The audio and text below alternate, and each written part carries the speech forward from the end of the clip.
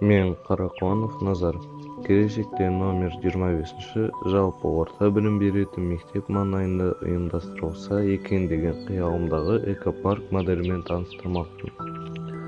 Жобаның мақсаты барлық био алуан тіршілік пен табиғи көріністері бірге қозғалатын аумақ құру.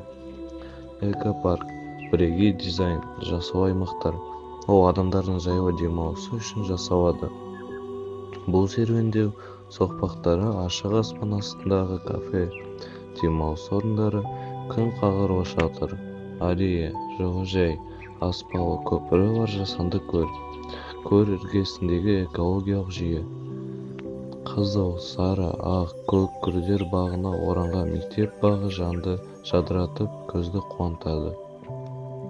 Тамаша көңіл-күй сыйлайды. Гүлдердің атауларын, күтім ерекшеліктерін білуге жетелейді.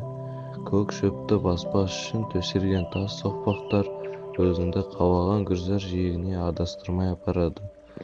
Ландшафтқа бір тұтастық береді. Жап-жасыл, іргерек бұта талай гүлдерге ық және қосымша рем беріп, кеңістікті айқындайды.